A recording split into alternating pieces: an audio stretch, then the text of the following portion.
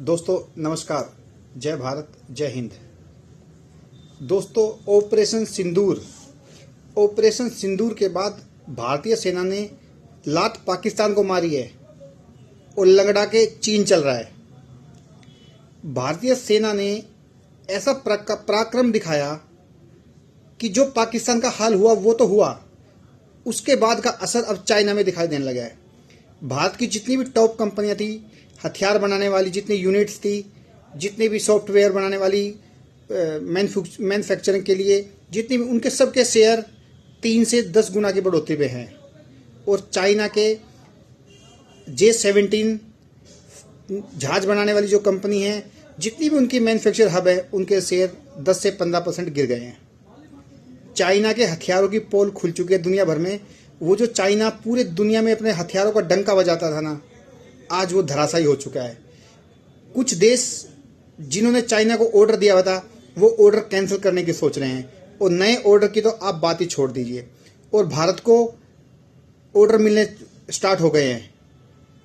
ब्रह्मपुत्र नदी के नाम से बड़ी ब्रह्मोस मिसाइल के ऑर्डर कई देशों ने उसमें दिलचस्पी दिखाई है, और कुछ देश कई लेवल पार करके खरीदने के स्टेज पे आ चुके हैं।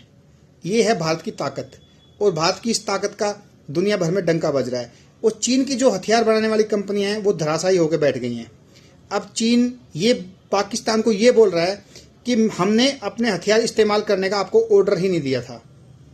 अब ये कैसे हो सकता है? 2020 से लेके 2024 तक करीब $5 करोड़ के हथियार, करीब $5 करोड़ के हथियार पाकिस्तान चाइना से खरीद चुका है। अब चाइना का कहना यह है कि मैंने तो ये हथियार चलाने का ऑर्डर नहीं दिया था। ऐसे कैसे हो सकता है?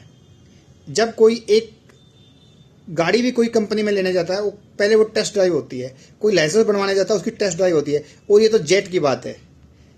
कोई भी जेट खरीदने से पहले उस देश में 6 महीने से लेके 9 महीने तक, 3 से 6 महीने तक वायुसेना की एक ट्रेनिंग दी जाती है पायलट को कि आप इसको चला पाओगे या नहीं। क्योंकि अगर वो नहीं चला पाए और गलती से वो क्रैश हो गया, तो उस देश की बड़ी बेइज्जती होती है, उस कंपनी की बड़ी बेइज्जती होती है जो उस जेट को बनाती है। अब चाइना कह रहा है हमने तो ये पावर ही नहीं दी थी इनको कि आप इन हथियार को चलाओ। ये तो बात हो गई है चाइना की। अब इसके लपेट में आ गया है तुर्की। तुर्की ने भी पाकिस्तान का बड़ा सपोर्ट किया। अब तुर्की भी हिंदुस्तान के लपेट में आ चुका है। बायकॉट तुर्की हिंदुस्तान में चल पड़ा है, और तुर्कियों को शायद खरबों डॉलर का नुकसान अभी 2 से 3 दिन में हो चुका है। पाकिस्तान तो शायद अभी 5 साल उठ नहीं पाएगा। नरेंद्र मोदी सरकार ने पाकिस्तान को ऐसे चोट दी है, सुनने में आ रहा है कि वहां पे रेडिएशन फैल चुका है।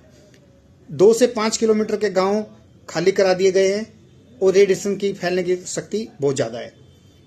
ये तो भविष्य की बात है कि अब होगा क्या, लेकिन हाँ, ये गारंटी है अब पाकिस्तान इस हिमाकत को दोबारा शायद नहीं करेगा। जय हिंद, जय भारत।